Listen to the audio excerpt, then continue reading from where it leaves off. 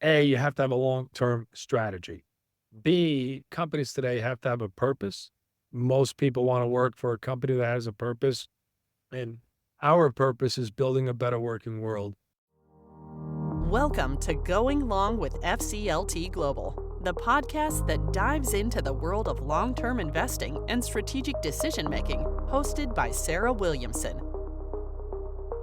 Going Long features thought provoking conversations with some of the brightest minds in finance, economics, and business today. Each episode will bring you exclusive interviews with renowned executives, investors, and experts who are driving change in the world of finance, getting their unique perspectives and uncovering strategies that have shaped their success. Whether you're an investor, a business leader, or simply curious about the forces shaping our global economy, join us as we explore the power of long-term thinking. This is Going Long with FCLT Global. Welcome to the Going Long podcast with FCLT Global. Today, we're thrilled to have Carmine Di Sibio, the Global Chairman and CEO of EY, as our guest. EY is one of the world's largest professional service organizations, and Carmine has been instrumental in developing EY's global strategy, which aims to build a better working world and create long-term value for all of EY's stakeholders. Carmine has focused on creating EY's global innovation team, leveraging technology to transform services and develop new solutions. Earlier in his career, he served as an advisory and assurance partner and has held several key leadership positions.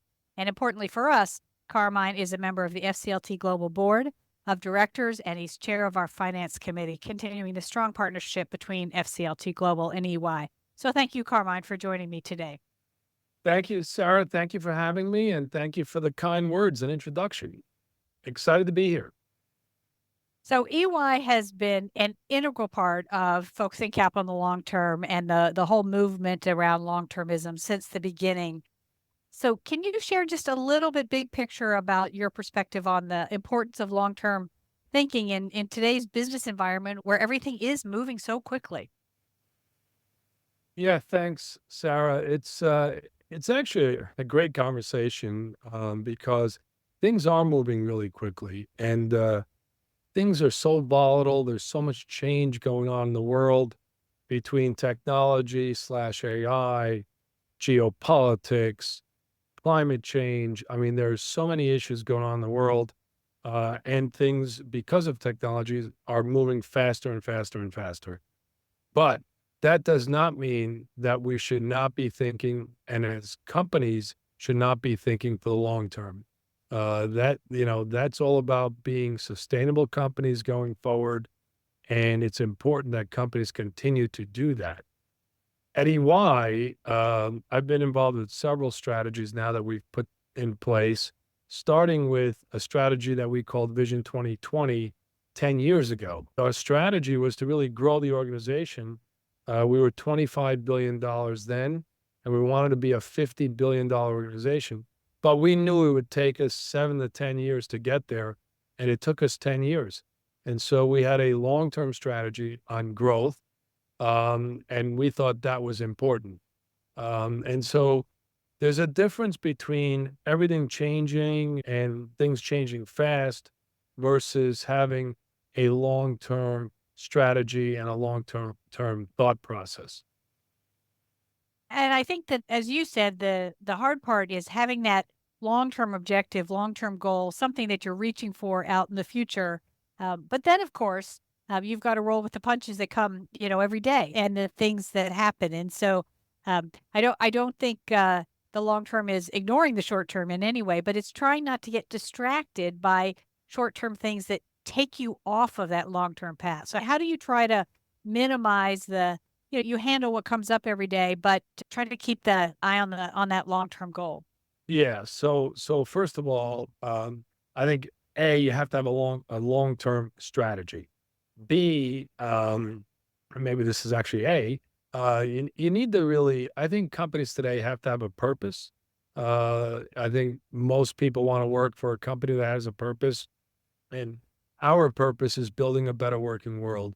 So when people start at EY, when young people start at EY, we really make sure that they understand everything they're doing fits into our purpose, and that's building a better working world. So So our auditors that are doing audit work on companies, we explain to them that what they're doing is incredibly important to the capital markets because it gives the capital markets confidence in the financials of the company they're working on, which creates a better working world. And that's just one example, but we go through that conversation with them all the time. So having a purpose and a purpose that's sustainable and long term is important. Then having a strategy with a long term focus and long term measurement is also important because, as you said, things change and you have to react to things all the time. But you need to have goals that are longer term and you need to measure those goals. Now, that's really important. So you talked about your 2020 strategy, and I understand, which, of a number of years ago. And I understand you also have a next wave strategy, which is really emphasizing long-term value to all the stakeholders. Can you talk a little bit about what that next wave strategy is and how has it worked at EY and it affected the way you've worked? Yeah. So our original strategy, global strategy, was in 2013, 14, and I mentioned it was actually called Vision 2020. But then in about 2018, we we we developed a new strategy. That's when I came into the chair and CEO role. Just before I came in, we developed a new strategy called Next Wave. The Next Wave strategy really focused around technology and digitizing our entire business, but also focused on, as you said, Sarah, all our stakeholders. So what we have done is we put in a measurement system that would really measure a lot of different things in terms of our stakeholders. Everything from people scores to sustainability. We committed to being net zero in 2025. Um, to many diversity inclusiveness measurements, to revenue growth as well, to profit growth, um, and there were overall 10 measurements that we measure ourselves on as part of that strategy, and the measurements were all long term. Well, I suppose it shouldn't surprise me that EY has good measurements for things. So that makes a lot of sense. I also know that you have been very involved in collaborating on some of the less traditional metrics that companies are using. So whether that is working with the World Economic Forum or the ISSB or other ways of measuring things that are, not just dollars and cents, but other things that really have an impact on the business over time, but are a little bit harder to measure, not the traditional accounting statements.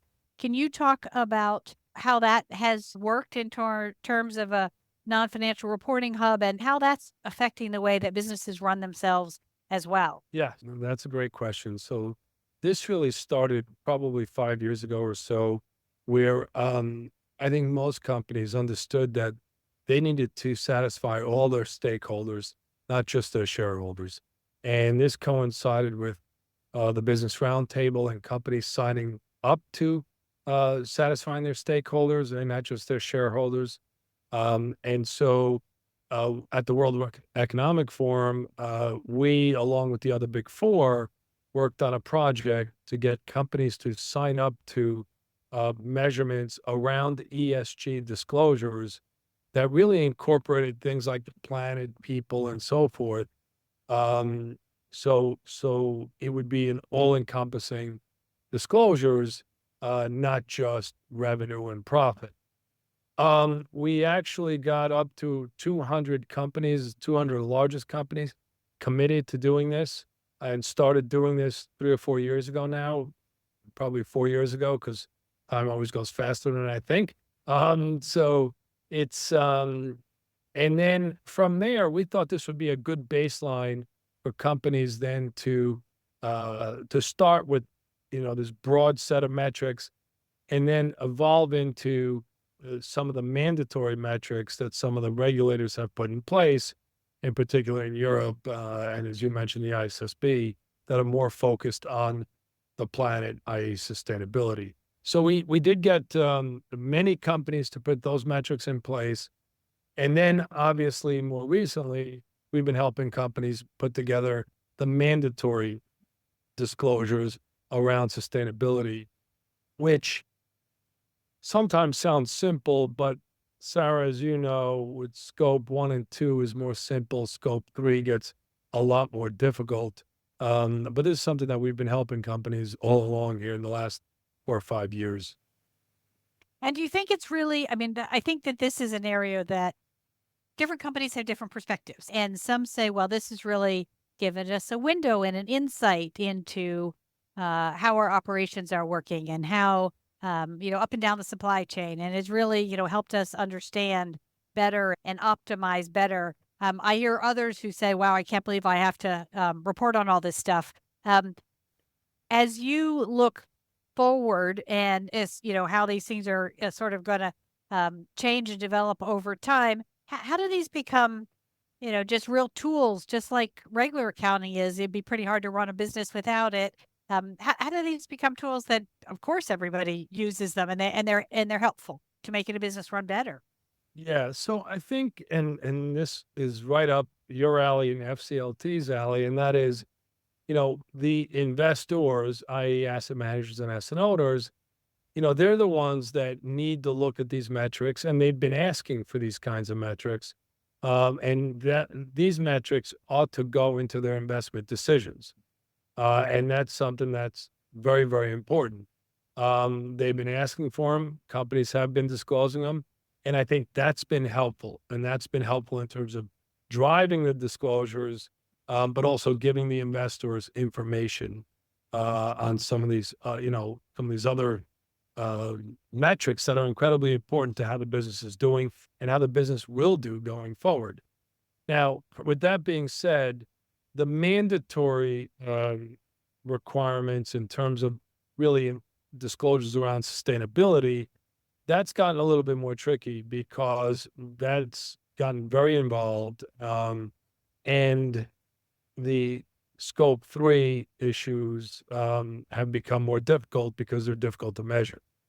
Unfortunately, in the US, it's kind of stalled. The SEC disclosure is kind of stalled. I actually think that is a factor on some of this stalling in general in the US.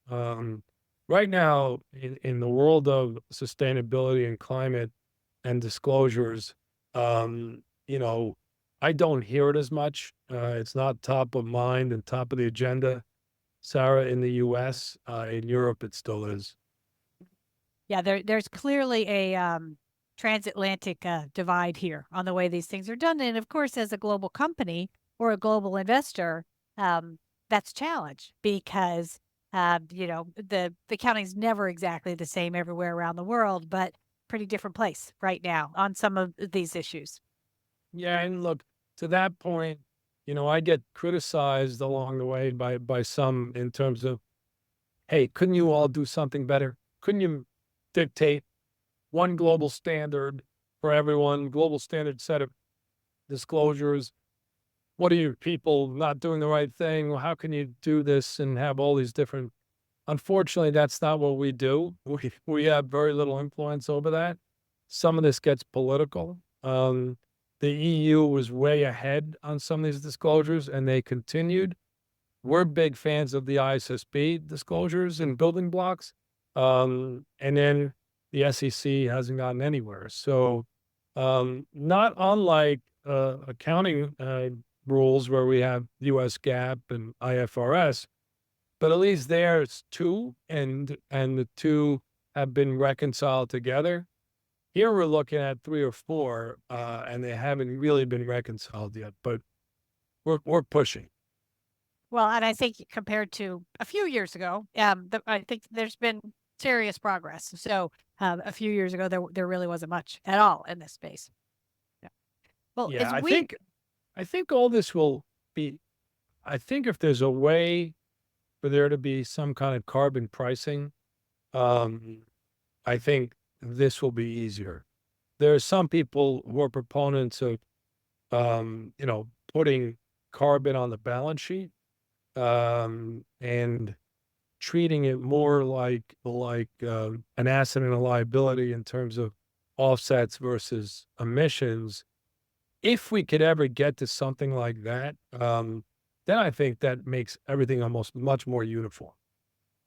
Right. I think if carbon prices became just normal financial, like any other price or an interest rate or anything else, or a tax rate, is just part and parcel of, um, regular financial reporting.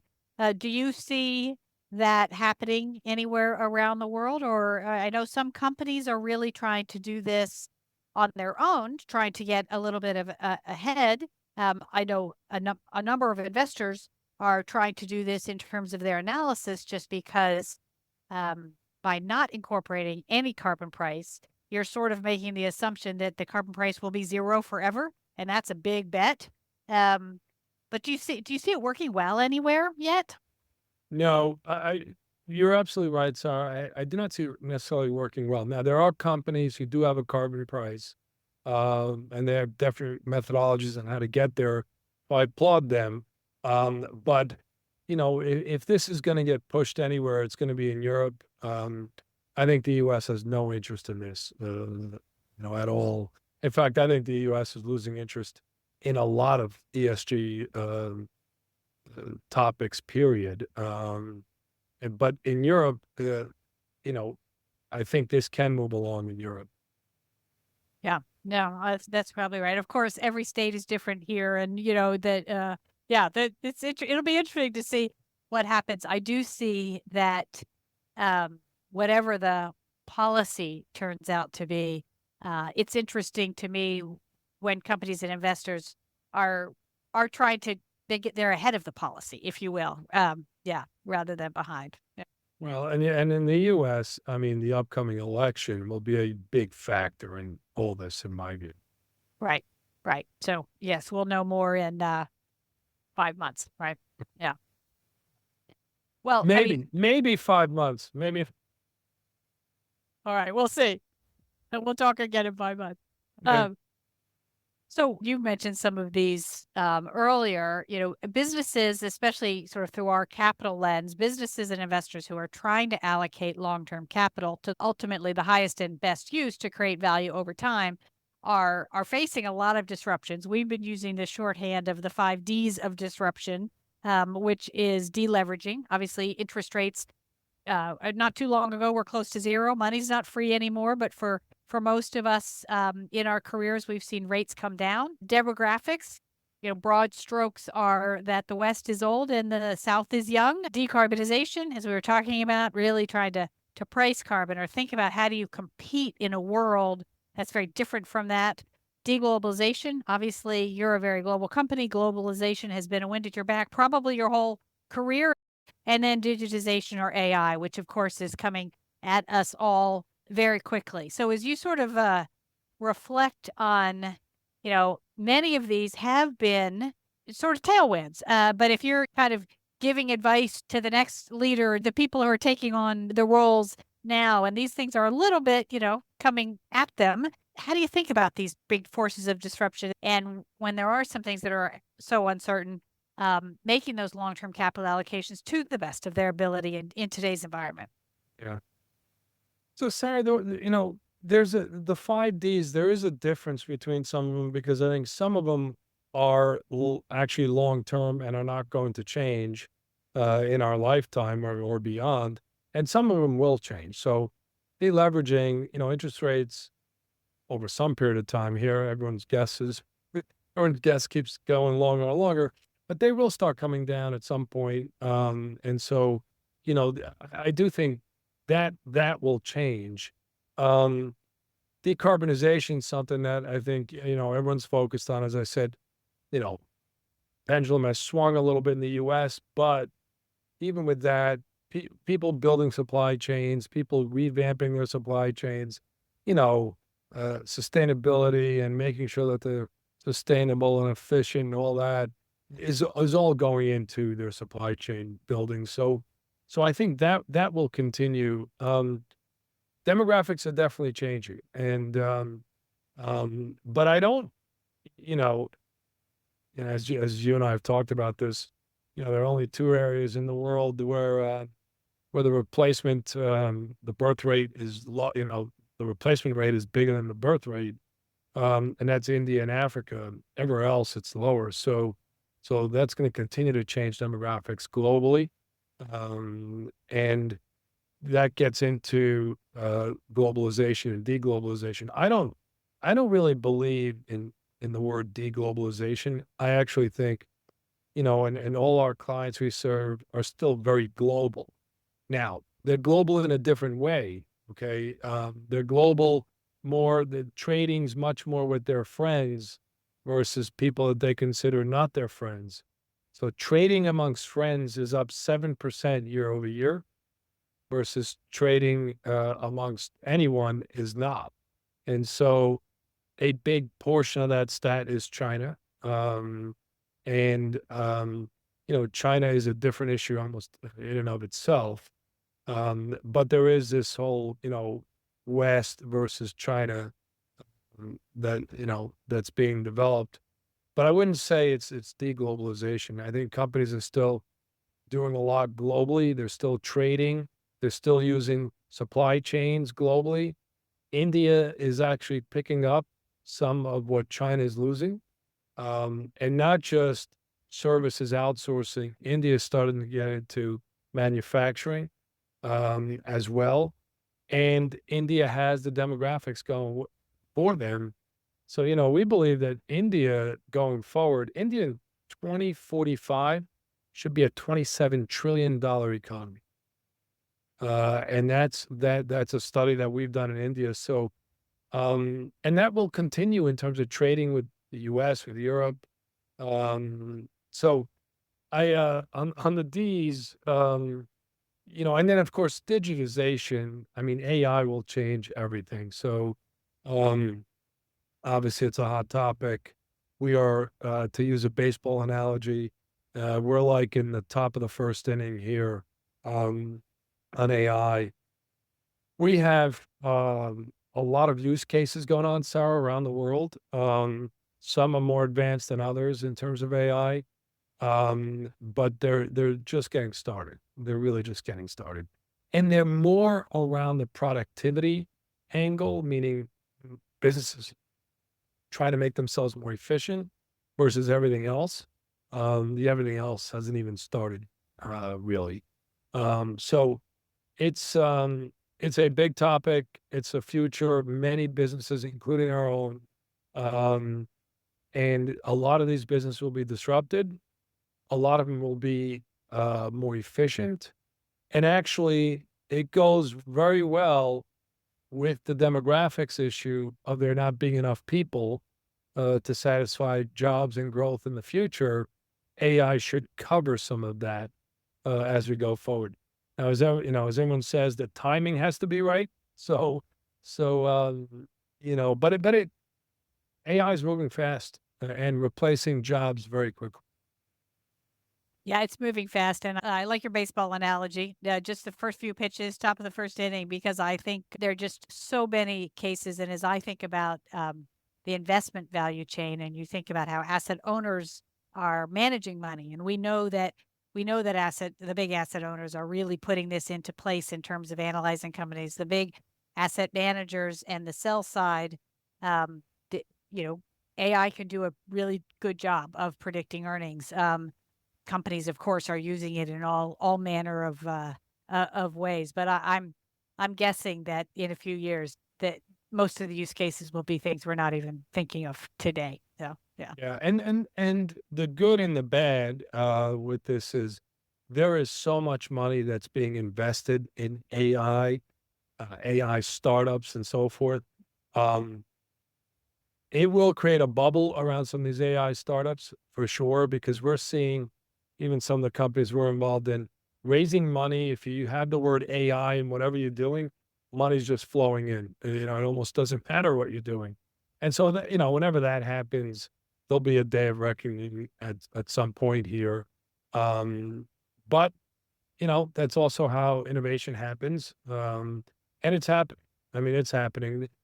What can be done, Sarah, in all different areas? I'll give you a little anecdote. I was down in Mexico. It was our 90th anniversary that we opened up in Mexico, 90 years in Mexico City. and they asked me to do a video for all our people. It was like a 5-minute video. So I do the video in English.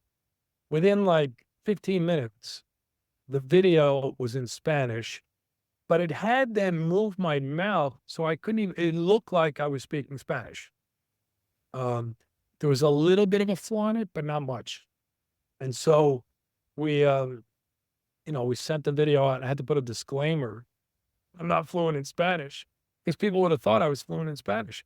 But Yeah. think about the power of that. You could send a video to Japan, you, Sarah, speaking in Japanese, and it's very, very good. This is not like dubbed, like the old Right. movies, um, which, is a super positive things, but like everything with AI, then there's the negative side of that around deep fakes and that kind of thing. So it'll be important to monitor that as we go forward. Right. I do think we've gotten to the point where there is a lot of hype, of course, around the startups. And a lot of companies are embracing this. But if you're a traditional company that's not in this, not an AI company, I think there's still that combination of trepidation and hopefully curiosity. So when you're in a boardroom and people are talking about AI, is it mostly, we've got to make sure we protect our data, and et cetera? Or is it mostly, is the balance more, wow, this is going to help us innovate faster and this is going to be an opportunity? Which side are, assuming it's not an AI company, assuming it's a regular company, if you will. So most companies are struggling with this question, I would say, and most companies are really starting to think about it in terms of making their business more efficient. And so that could be, using AI in their call centers, things like that. They have not gotten to the point of how is AI going to impact their entire business. So one of the things that we talk about with clients, and we've done this at EY, is, how do you really structure your company to think about AI and how it's going to impact the different businesses? And, every business in a company needs to think about it on their own. But we're big proponents of companies actually having a single point of contact, an AI leader that really incorporates different aspects of AI across the organization. Some companies, it's very easy to say, oh, AI is part of the chief technology officer's world. We think that's a mistake. Obviously, the chief technology officer has to be involved, but it has to be at a much more strategic level. And so what we did at EY, we named a person our global head of AI, and that person reports directly to me. And that person is in charge of 3 facets of AI. One is how do we help our clients use AI? And that today is a lot of use cases and so forth. 2 is how do we help our own business become more efficient, become better using AI? And 3 is how are we proponents of using AI for the good? And how should we brand ourselves around AI? And so with this single point of contact, and when I talk to CEOs about this, it's like, well, they're going to want this huge staff and everything else. No, that's not what the role is. The role is to really think through how AI is going to impact the entire company, working with the CEO. And then from there, it'll get driven into the functions, either making the functions more efficient or develop new ways of doing the function. And then it'll get into the actual supply chains of the companies. How do they use AI to, better their supply chain, including making their supply chain more sustainable? And then how do they use AI to sell? What's some of the data they have and how can they utilize it to have a more efficient sales cycle and everything else? And how can they get their clients more interested and so that's what we've been telling our clients. That's what we've done. Nothing's perfect. We're still learning in terms of how to do this, but that seems to work better than companies who have not kind of put this kind of structure in place. No, that makes sense. And obviously, you're not a public company, but for a public company, I would add, and how can they understand their shareholders better with AI? Because I think one of the things, obviously, in our work at FCLT has been the interaction between the shareholders and the company, and the strong data that if you have long-term shareholders, the company actually performs better because they get to stay the course. So I know that the investors are using AI on the companies, and so the companies ought to be using the AI on the investors. It ought to go That's both true. ways. So I know you're coming towards your end of your term as the global chair of EY. And I wonder if you wouldn't mind reflecting for a minute and tell us a little bit about um, the Carmine who started at EY many years ago. And if you were giving some advice to your old self, and then some of the lessons you've learned along the way. And I know you're going to serve on boards and do other things as you go on. So which ones are the ones that you're going to be able to take forward? But let's start with the Carmine joining EY. Okay, well, now I'm certainly going to age myself, but so when I joined EY, Sarah, we didn't, we did not have computers, and we definitely did not have cell phones. And I was describing this to my team earlier. The way we communicated overseas is with telex, where we'd send a telex the night before and get a response the next morning. In fact, some people on the team, they were just in charge of sending the telexes. That was a role on the team. So I was with EY for a few years when computers then came into being. And it's pretty funny when you talk to young people today, they're like, well, how'd you do a spreadsheet? We did a spreadsheet on things that paper that folded and folded out. They were called 14 column, 21 column. Um, that's how we did spreadsheets. A couple years after I joined, we started getting computers. And the computers were like 2 feet by 3 feet high and weighed 40 or 50 pounds. And the screen was basically like 5 inches by 7 inches. And we carried these to our clients. And of course, the bigger guys were in charge of carrying these things. And I was a bigger guy. So I was always carrying these 40 or 50 pound computers around. But this is a true story. That's when I started at EY. That's what we had. But it's been a great journey. The the question on what would I tell my younger self, and well, what advice, and this advice I've learned along the way, but I've actually learned it even more when I became CEO and chair, and that is you need to have thick skin in these roles. And I wish that I had thick skin when I was younger as well, because it's hard to survive these roles without having thick skin and making sure that you can get through things and not letting every little thing bother you. But also, I like to use the word compartmentalize. You have to be able to compartmentalize certain issues. You have to be able to compartmentalize work from family time. And if you can do that, I think you're going to be better off. And so those are a couple things that I wish I had known better and did better when I was younger as well. And I've learned some of that. The compartmentalizing, I worked for a partner who's now retired. She was an expert at compartmentalizing.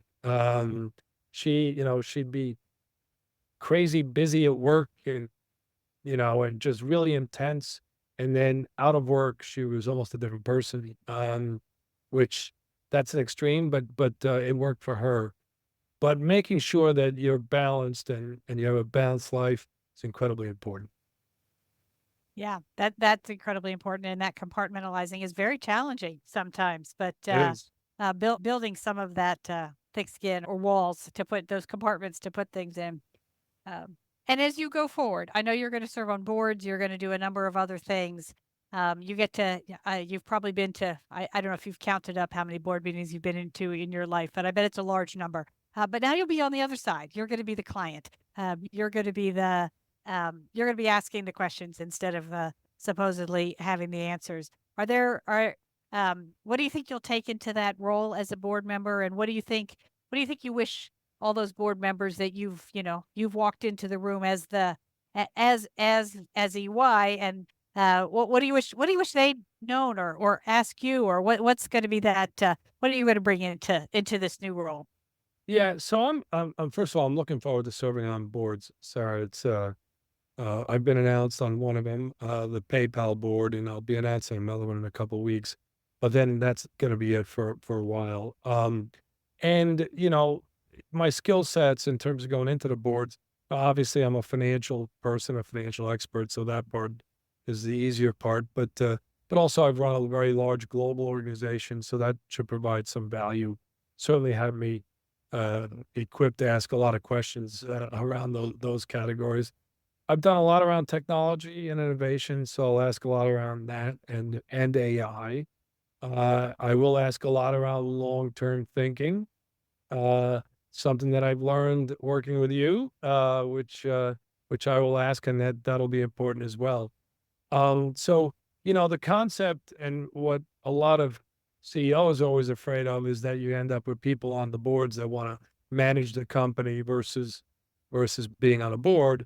And that, because I've been an advisor, really my entire life, I know how to do that. So I'm not worried that I'm going to try to manage the company, even though I haven't managed EY. There are some who really struggle with that, and I've seen that in the board, and I can see it. I mean, I could see it myself a little bit. But the board members should be asking a lot of questions, but they have to also understand they're not management. So I'm looking forward to that. As you know, I'm always interested in learning. So I think on the boards that I will go on, I think I will be learning, which is important. As we move forward.